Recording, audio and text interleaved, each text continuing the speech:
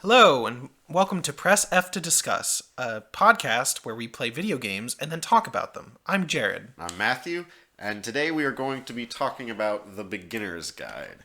It's a 2014 walking simulator game by Davey Wreden. It was 2015. Oh my god, we're already off to a terrible start. By Davey Wreden, the creator of the Stanley Parable, which is like pretty much what everybody knows him for. The Beginner's Guide was the game he made a couple of years, I think, after sort of the success of the Stanley Parable allowed him to start making games full time. He made the Stanley Parable, and then all the hipsters love him for the Beginner's Guide. Yeah.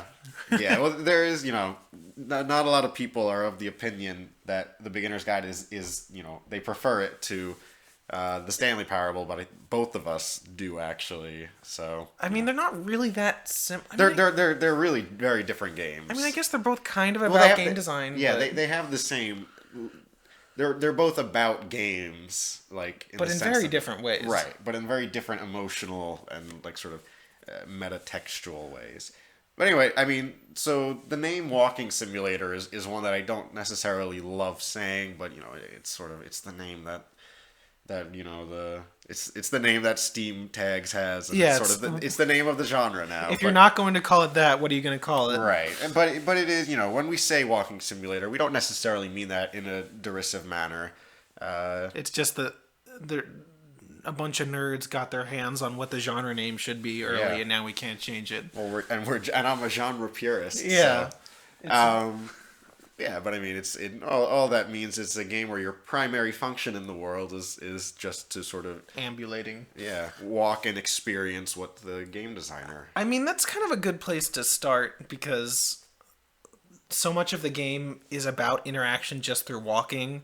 I mean, I guess there's dialogue and you have that gun twice. Yeah, there's you can choose dialogue, but to the best of my knowledge, it doesn't really impact anything besides maybe very slight sort of context changes. Yeah, it's about existing in the space. Right, and then you have the gun, and then there's a couple. They're interactive segments where there's puzzles, but the fact that it's a walking simulator is obviously very intentional. Not because Davey didn't have content that he wanted. I mean, in a way, it's almost like content is bursting out at the seams with all the different levels that he puts together. Or Coda puts together, however you want to think of it. All right, we should cover that. We'll get to that. But at the same time, the main thing is how do you, as a player, sort of exist in these level spaces? Yeah, I think it's. I mean, we'll talk about the game's argument about playability a little later, but I think it's interesting. So. Obviously, spoilers for the Beginner's Guide, so if you haven't played it yet, play it and come back. But it's interesting how even before it becomes a game about Davey, the narrator, and his all-consuming attitude towards Coda, it is genuinely a really interesting game about expressing yourself through video games and just designing environments to be in. Yeah, I mean, you start with the Counter-Strike level, which is easily sort of the most boring, and that's it's just an aesthetic piece. It's just a piece that you start getting your sea legs under you. But then, I mean, in particular, there's the one level where you look at all the different game ideas he has, and it's just fascinating to see all those ideas that really.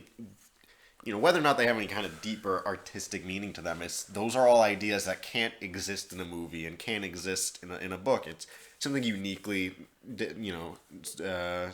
focused in a game that you can experience those things. Yeah, but the interesting thing about that whole sequence is that the only thing you do in that level is walk up some stairs. Right, and then just look at these ideas. Right, but it manages to evoke a feeling of just by visual design of exclusivity and quietness. Yeah, he talks about the warmth of the room and how it's sort of comforting, and it's just sort of this intellectual ether that you're sort of floating in. Yeah, if he didn't start becoming almost a villain towards the end, I would say the game would be kind of masturbatory. Right. Yeah. No, I mean. But considering how thoroughly it shuts down Davey, the person, and the narrator, it's. Which, I mean, let's talk So there are a couple of different ways that you can look at the beginner's guide in terms of its characters. I guess I'll just like talk about what I think, and that's that. You get the vibe, especially knowing that looking at this from the context of it having been after Davey met with a lot of success with the Stanley Parable. This is a game that's a lot about Davey sort of exorcising all of these inner demons, and they're not necessarily demons that he even wants to admit he has. Well, I mean, he does talk about them in some public forums, like Right, yeah. Well, he talks about his mental health a lot, which is really cool. But Yeah. but I think also, I mean, even in this almost the beginner's guide almost like takes it further by, like you said, sort of painting him as the villain, where his approach to art ends up becoming like self-serving.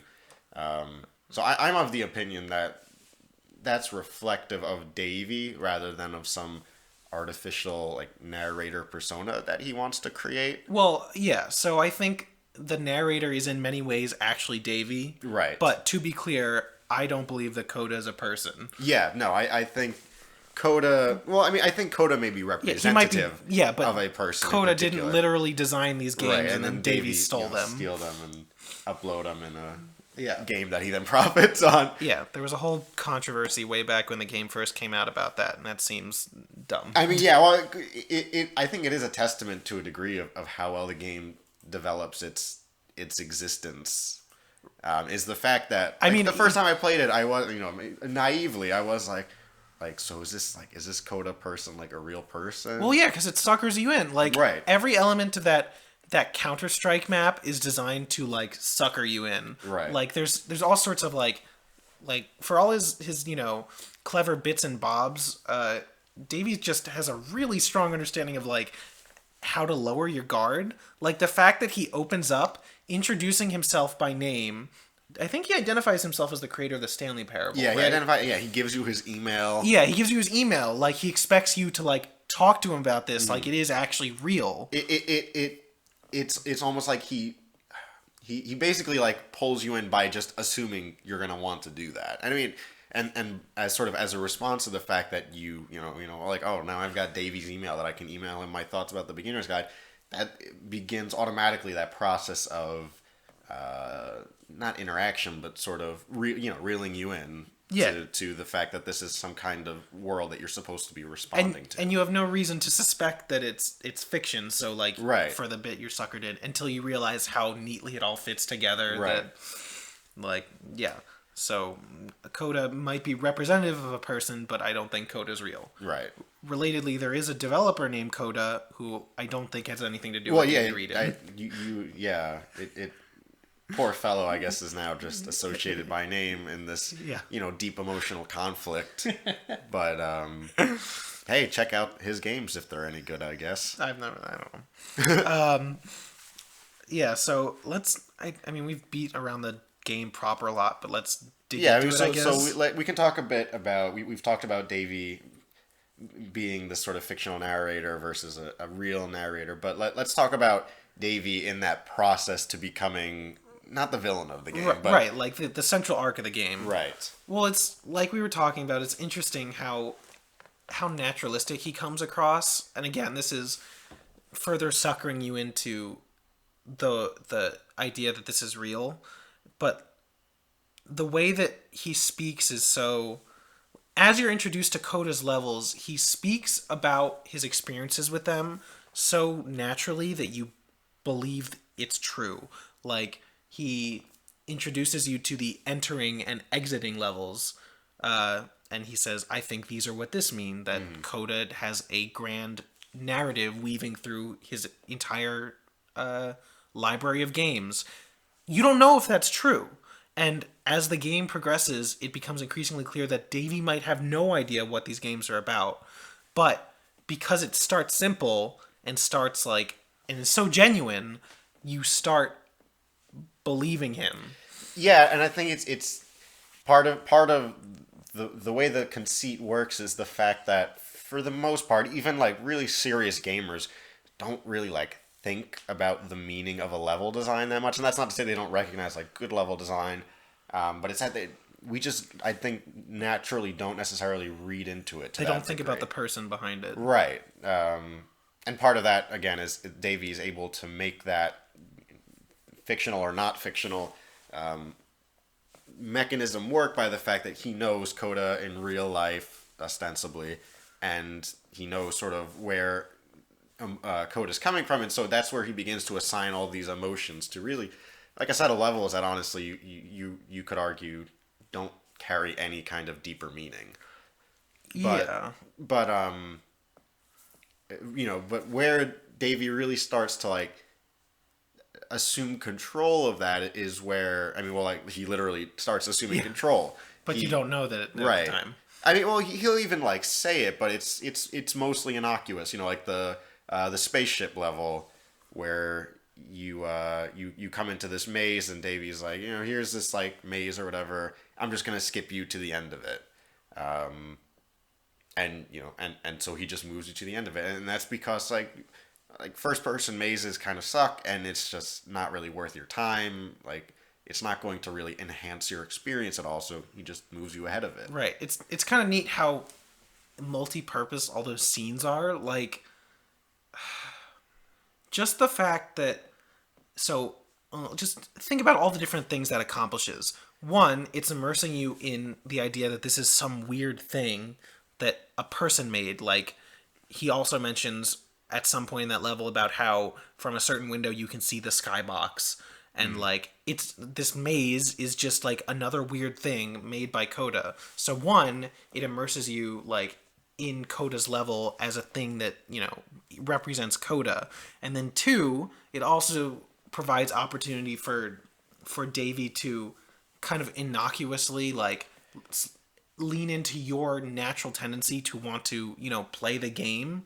Like there's at no point does anyone say like, hey, maybe Coda needed this maze in there. Like it's not questioned. And then three, it introduces you to Davey's natural tendencies as a person, like laying the groundwork. It's just like in terms of multi-purpose game storytelling, like bits like that are just Yeah, and I think what's interesting, especially on a second playthrough, I'm the sort of player that if there is a route in a game that I think is purposefully like off the beaten path, I want to take it.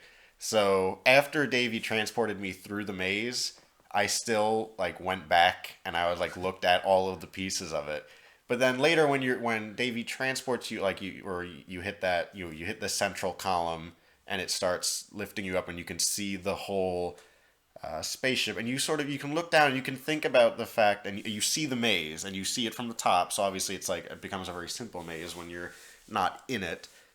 There's already that sense of that sort of distant sense of like you missed something. yeah, you missed something. Even if I like completed it, there was still that feeling because it's once you're up at a bird's eye view, you sort of see the whole maze for what it is immediately, and you're like, yeah, I guess that's like not really that great of a maze. And like, even during that scene, there's like Davey's assumptions are sneaking in because as you hit the beam the first time, it shows you dying, and he says, "I think this is what was supposed to happen." Oh, that's right. But then this is what actually happened, or Right. this is what actually happens, and he just assumes that like Coda screwed up or something, Right. and that wasn't how it's supposed to go. But maybe it was. Like again, there's already like layers and layers of audience assumption. Yeah, well, I mean, and that's a really interesting thing. Like the fact that obviously in the story, like you're supposed to have died when you hit that beam. That was like that's the reason that you go into it.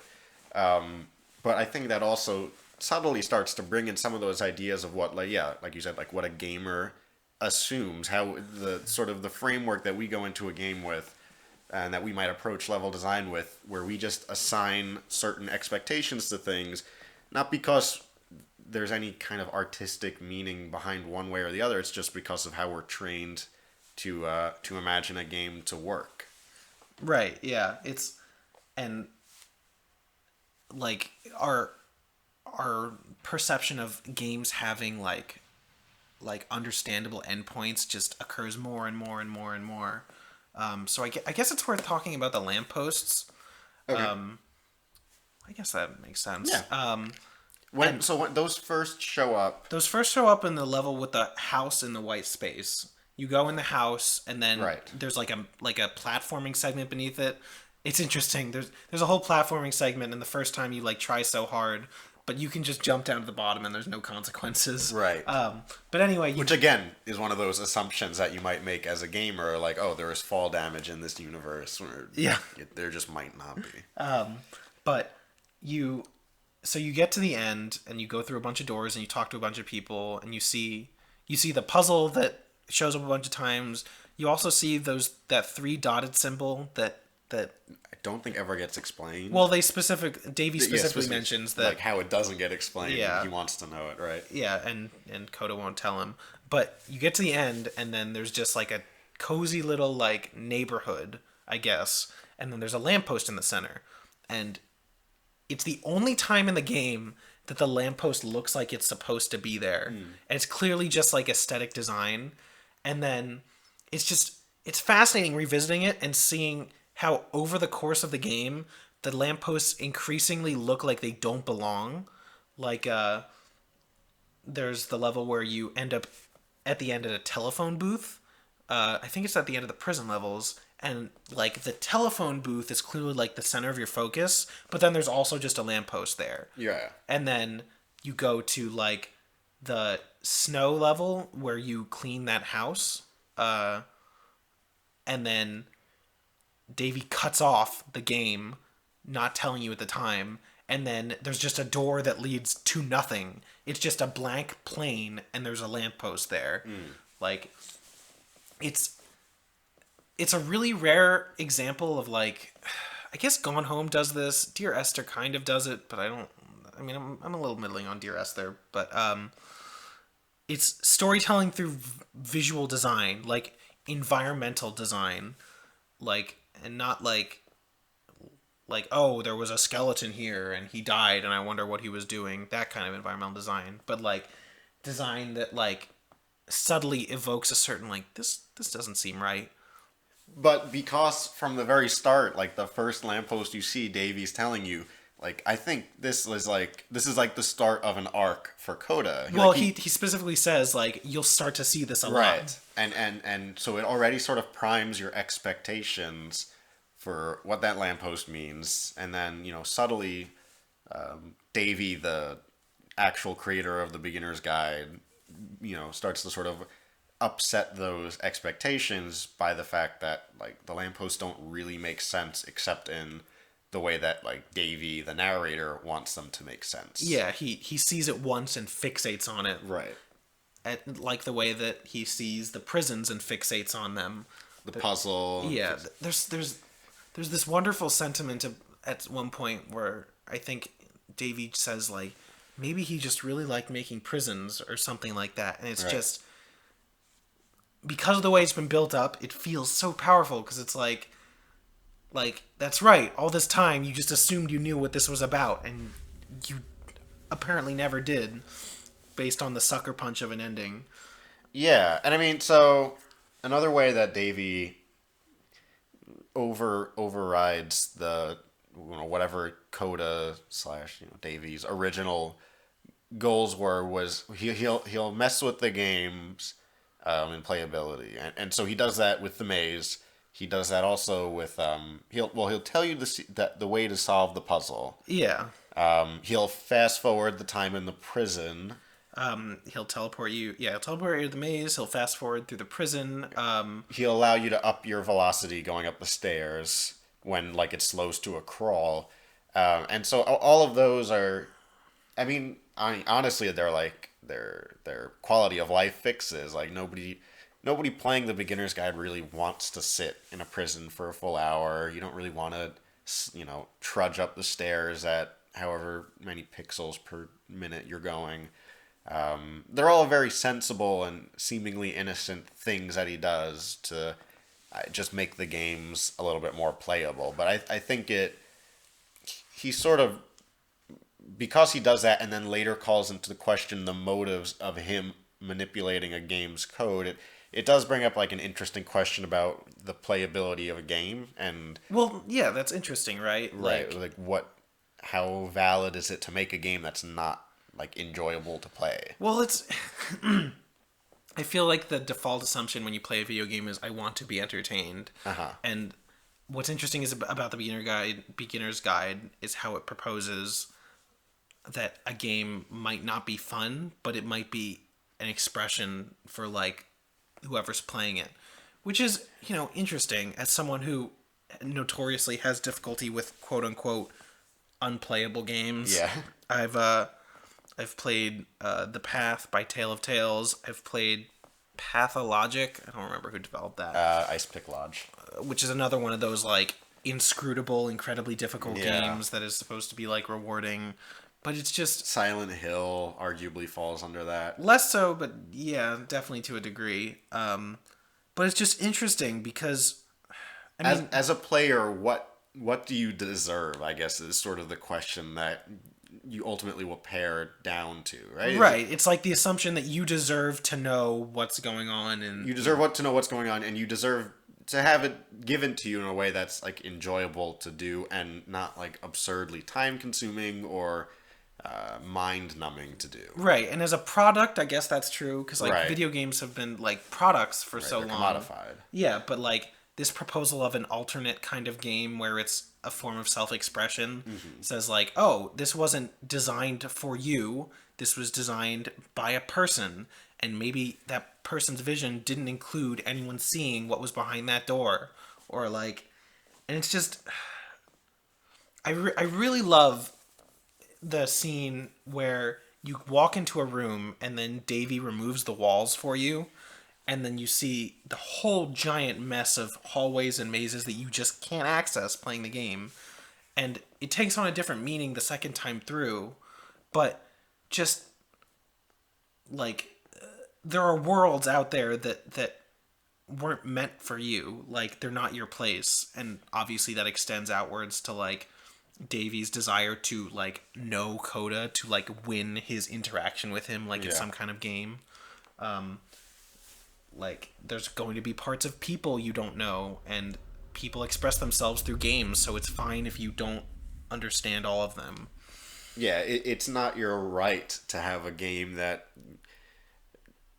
not just spoon feeds itself to you, but like feeds itself to you at all. Like that's part of sort of, I guess, the idea that the beginner's guide is putting forward is that maybe you just, no offense to you, but maybe you just don't deserve to see. Well, it's not about deserve. Well, it's just about maybe you're just not meant to. Yeah, it's not for you. Yeah. And then, I mean, obviously, you get into difficult things when you talk about like an unplayable $60 game or something like that. But like, I don't think that's the question. It's necessary. Yeah, in the lens of games as a personal creation, like it's okay if you can't parse this. It's not for you.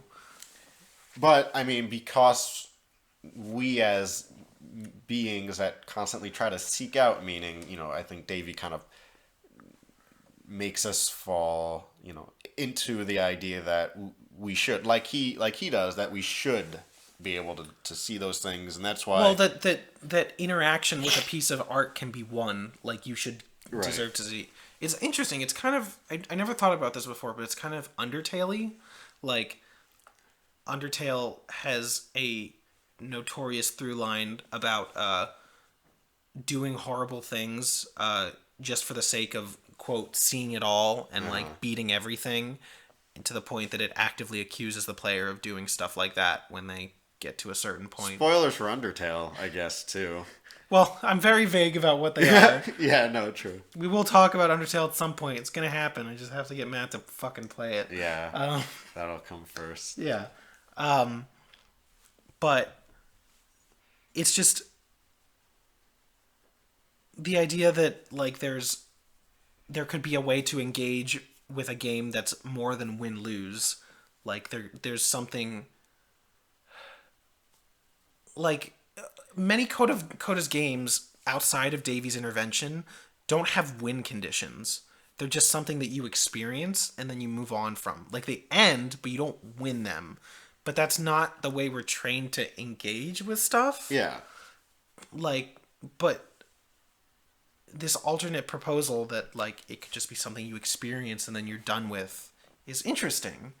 That maybe you don't see the whole thing because it's not about winning it and seeing everything there is to see. It's just about being in a place for a while, which is, I think, why the cleaning game is the most Soothing. at peace Yeah. with itself. And I mean, that's something that you can see on a much more mechanical level. You see in the Stanley Parable, Davey is starting to think about these things, or at least starting to publish thoughts about these things as a game designer. Is like the fact that the Stanley Parable is all about, you're in this world and you are not playing according to the rules, and so the humorous conflict arises from the fact that you have a narrator that expects to hold you to all those conventions, and you can. And in the beginner's guide, I think it's like the same kind of thing, except it's much more deceptively linear in how it actually presents that message to you. Yeah, I mean, beginner's guide. Yeah, Stanley Parable has that whole thing where you win the game and then it just starts over. Like, Right. there's no escaping it.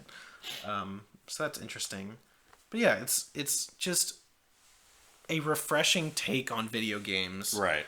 That is also surprisingly approachable. Like, it's not a complicated art game. Like, you could know nothing about video games and have a perfectly fine time playing this game. And I think that's important. Like, to be able to make a thing about art that's not incredibly unapproachable. Right. Like, you need to have played thousands of hours of video games to appreciate this. You can also just appreciate it as a game about a guy trying to understand his friend. Which, ironically, I guess, is in of itself in disguise just a question about, again, like, playability of games. It's the same idea, right? It's like, Yeah. how accessible should your art be to other people? I mean, in this case, Davey makes it, like we said, really accessible, because he puts you off your guard. It's not a complicated game. There's no win-lose condition. It's just you walking through a universe. But, that's one of those themes that he plays around with and doesn't necessarily pick a side. Yeah. So I guess that's as good a place to talk about Coda, or who or what Coda actually is in this game. So I mean, like we said, like when we first played it, there was some more suspicion of like, so is Coda like actually a person that Davey knows? Did Davey steal all of this guy's games and then start profiting off of them, or so I mean, I think probably the most likely answer to that is that Coda may be representative of somebody, or I think, multiple somebodies. I think so it's interesting. So obviously this is a incredibly like dangerous path to tread, especially given the final message of the beginner's guide. Yeah. So we will refrain from undue speculation. But it's interesting. There's a talk that Davey Wreden gives. I think it was before Beginner's Guide came out. But it was about making games, but it wasn't really about game design so much as finding out why you make games. And it's really interesting. And if I remembered where like he gave the talk, I would suggest you look it up because it's really insightful. But he talks about how he like collapsed into himself after the Stanley Parable came out, and how the success ran to his head. But what's particularly interesting is he talks about how he became more abrasive to other people, and specifically how at one point his roommate at the time, who I assume was his good friend, and I think who the Beginner's Guide is actually dedicated to. Right. Yeah, it's to R. Yeah. And he lived with a guy, I think, named Robin Arnott, so I'm pretty sure Yeah. that's who that is. But he mentions that his roommate said, "It makes me feel ill to be around you." Yeah, I think, isn't that like a quote that shows up? Yeah, and then that like, in one of the exact final quote levels? shows up at the end of the game. Yeah, so I mean, so it's interesting. I mean, Coda, we could say, is representative of a person or a concept, but in a lot of ways, Coda is a foil to Davey in the sense that we're not really. I mean, we obviously. Well, Coda's just a person, right? Like, Yeah, I mean, that's what I think. But like, Coda, for the beginner's guide at least, like what the main thing is how he and Davey interact, rather than what his levels say about him, because that's like the whole initial arc of the conflict is the fact that Davey's putting all this meaning into Coda's work, and then sort of starting to apply that to Coda, and that ends up boxing him in. Yeah, and you can see Coda kind of. It's fascinating because you can see Coda bleeding through Davey's perspective to like actually, oh, this is interesting. I wonder what this is about. Like the internet forum level, like you could read that as all those sad things about being alone, being calls for help from Coda, or you could read that as like he's just simulating what it's like to leave comments on the internet. Right. Like the big, yes, that's right, the big place with all the bubbles room in it, full of bubbles, which Yeah. I wanted to read all of them, but I just didn't. It just takes so long. I but didn't it's have quite the patience for that. but it's like clearly this Coda has like insight into like, because so many of them are about being alone, because maybe that's what people like in YouTube comments really want, is someone to like acknowledge and validate them. It's astonishingly lifelike. That, I mean, he really does.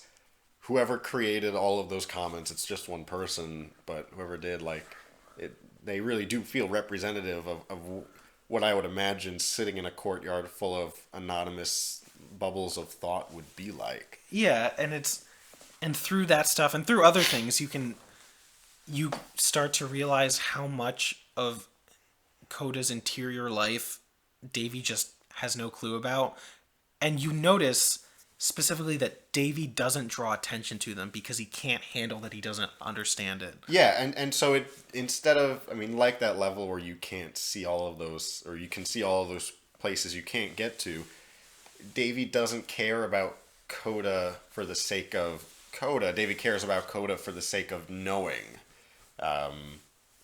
That maybe, like, I'm sure there's like some degree of genuine, like, he cares when he's worried about Coda like needing help, but like for the bigger part of it, it just seems like he wants to be able to know what it means. Yeah, but he less cares about Coda as a person and more Coda as like a savior, fixing all of his issues. Coda as a savior for Davey, or Davey as a Coda as a savior for Davey. Oh, okay. I would have interpreted it that it's like Davey. I don't know if he necessarily sees himself as a savior for Coda, but he sees himself. He validates himself by like thinking that like, oh, this is, I can help. I can be valuable by providing value to Coda. Okay. Like, yeah.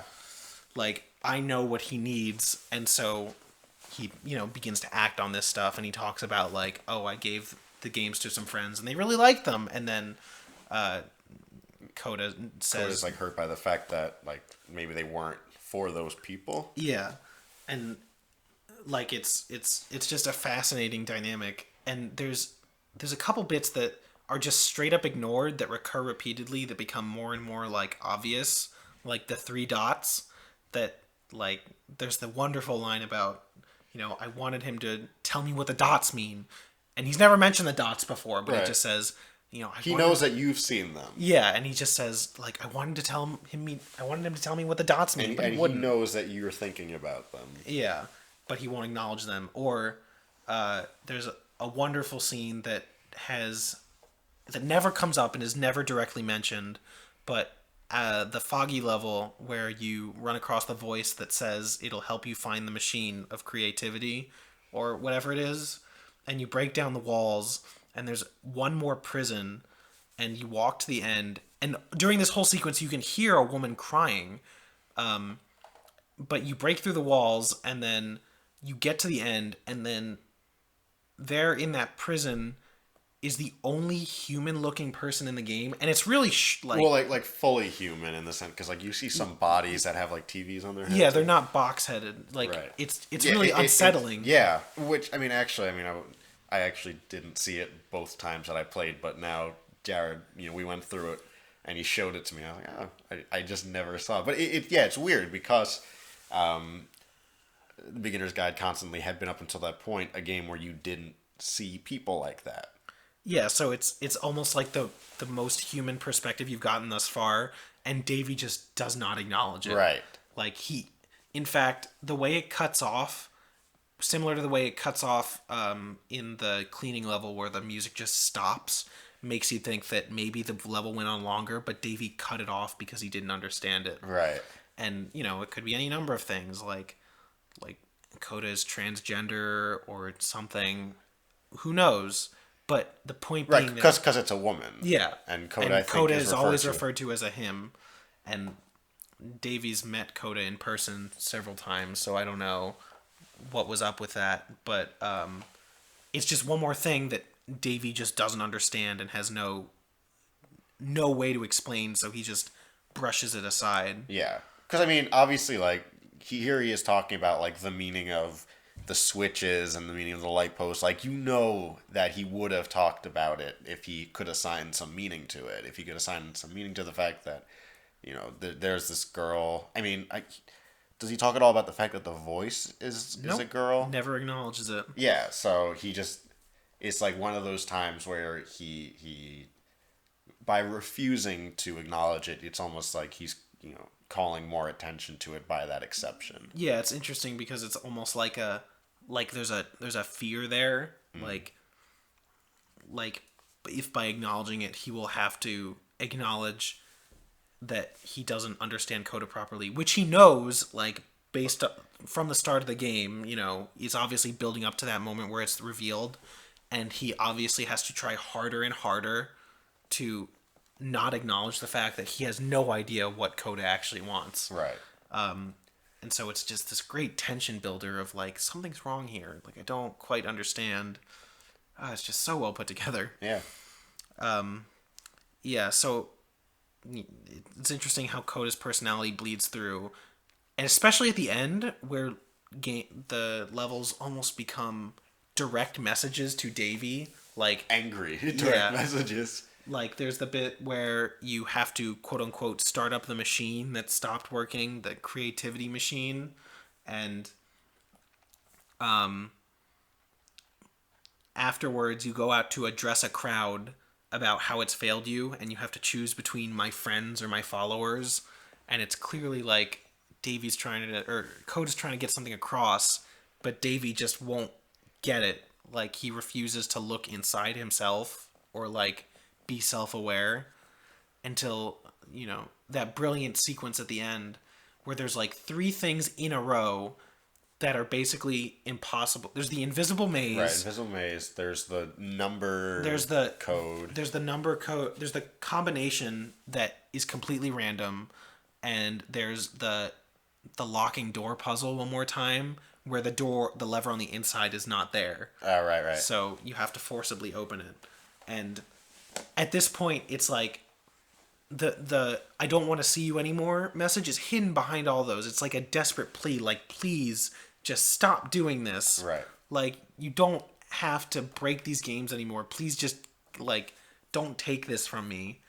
And finally, he just gives up, like, trying to communicate in this language that Davy continually warps to his own needs and is just like, okay, I can't handle this anymore. We need to...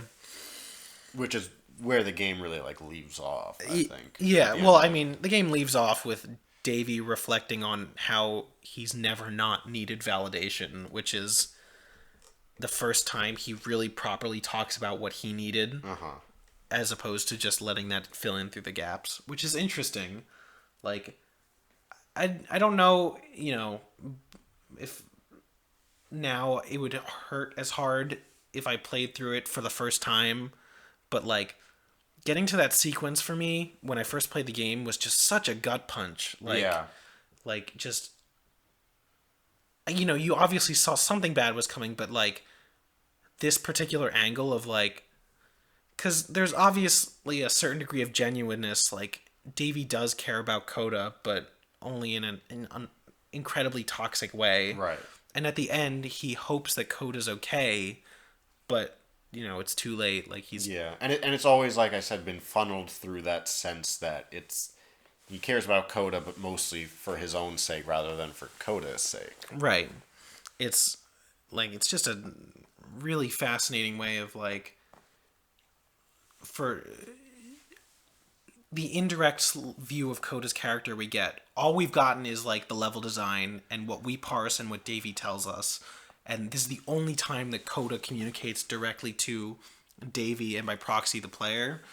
And it just like so many things come crumbling down. Like the reveal about the lampposts, like you know, He says like I put him in there because you like them. no, he Or... says stop putting lampposts in my Oh, games. sorry. He actually, yeah. And I think that's where Davey lets slip the thing about or maybe it's a little bit earlier, the thing about the cleaning level where it's like I had to stop it because you can't stay there forever. Like Right. you don't fully grasp the full image of it until Coda lays out what actually happened and Davey's perspective like unravels, and that whole And sequence is yeah, I mean, and Davy's perspective had up until this point been really the only way that you could interpret the game because it's always through Davy's perspective that you're getting this. yeah. There's a what's the line at the end? I hope you find what makes you happy, and when you do, don't say anything. Yeah. Ugh, just So it's a very, I mean, it's a very clearly personal and sort of frighteningly lashing out ending, kind of you well, know, it's frighteningly real. right, in how it's been building up, and then all of your assumptions you're sort of forced to recalibrate. Yeah, it's the ending sequence where Davey just talks to you about his issues. Right. Just come across as like almost like representative of like a broader swath of like gamers, I guess. Like I don't know what it's like to not get my validation from other places. Uh-huh. It's just brutal and unflinching. Yeah. Yeah. So that's something I do want to touch on before we wrap up entirely. So there's an interesting through line of how Davey constructs his values and his identity out of Coda's games, and I think that's like an interesting sentiment on how lots of fandom is now. Like fandom all over the place, like, say, oh, this show is a certain way, and like I can, I value because this character is gay, or like this taught me how to like get over trauma or something like that. Yeah, it's about the personal connection you make to the show. Yeah, or Or whatever. Well, yeah, it not is. not the show, but to anything. And you value it, and that's great. But then when someone suggests that it might be more complicated than that, or like maybe that they got something different out of it, like fandom becomes like hostile, like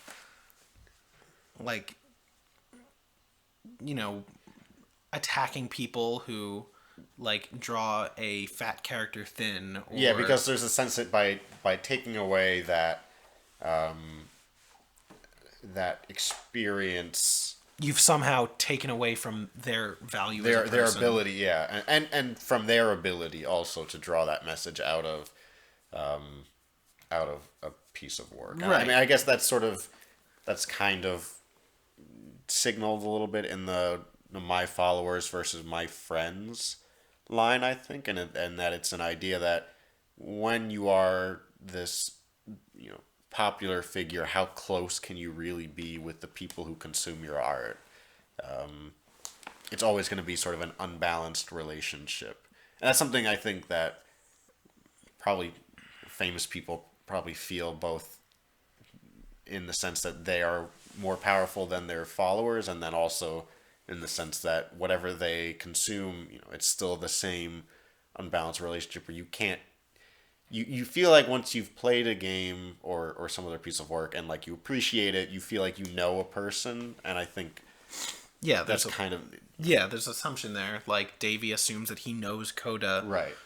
and in many ways, like art is personal. Like I don't think the message of the beginner's guide is not don't take anything away from art, Right. But when you lean on when you lean on that meaning for yourself, you're inevitably going to be disappointed because the creator will fail you or the art will fail you. Like, Yeah. if you can't first find value for yourself, like, I don't know. It's a really interesting form of it's sort of voyeuristic in a way, and how it's the idea that by playing this game, you're not just like playing a game. You're looking in to like somebody's soul, and there's always, you know, an eloquent quote about how like art is some representation of your soul, and that's true. That's what makes art like so personal and so universal. But it also sort of, I think the beginner's guide kind of highlights how dangerous and like kind of a little gross that is. Like that feeling of as much value, as valuable as it is, it's also like a little creepy and uncomfortable to think about the fact that like, oh, me like getting this message out of this game is like me basically like looking into and putting all of my assumptions and like intellectual thought and into this person's creation that was really just like something that they wanted to make. Yeah, and then like the gamer reaction to that is the end game is if I don't like how something came together, I want it to change. There was the whole Mass Effect thing a few years back where, I mean, don't get me wrong, I have lots of problems with Mass Effect, its ending included, but it is what it is, and when everyone was unhappy about that, their demand was that the story be changed, like Make that, the story the way that we yeah, want it to be. yeah, and that that they add another ending or that they change the ending to be more reflective of your choices or something like that. And imagine that, like in any other format. Like imagine walking out of a movie unhappy and saying like we should riot and get them to film a new ending for the movie. Like, And it's hard to like even think about because like we've said, like games are both a commodity. I mean, any art form these days is both the commodity and metaphysical experience, so to speak. yeah. But to pull it back to the beginner's guide, just That's because it's such a personal thing. That I think that's, I don't know if that's what you're saying. Yeah, It's, yeah. it highlights how like weird it is to feel that way, to feel that possessive about something that really it's not yours. It's just that you had the opportunity to experience. yeah, or it. not that you can't be unhappy with something. Like Davey is perpetually, like it's revealed, unhappy with the lack of resolution to many of Coda's games. But the solution to that is not we should change it to make it more what I want from it. And I guess that goes back to playable games and like maybe if you're not happy with the ending's not for you. Right. Which, I think that's something worth thinking about, like when we engage with games, just like instead of thinking about what it could be, like, or what you think was right for it, just engage with like What it this is. is the experience I had. Yeah. Yeah, I mean, so I think that's really all. Yeah. I mean, in as compact of a wording as I could put it, what I think about the beginner's guide and what I think it's supposed to mean, which as Davey himself indicates, is a dangerous proposition. Yeah. If it's not clear, I like this game a lot, but also it's a dangerous line to tread Yeah, actually talking about this game. Because I mean, even though Davey encourages you sending him your thoughts on it, Davey also, I don't think he checks his email. I think he said he doesn't check all his emails anymore. Oh, I mean, that's he said right. he used to like respond to everyone after the Stanley Parable, and which again is maybe that theme of like how can I relate to my fans like they're my friends. Yeah.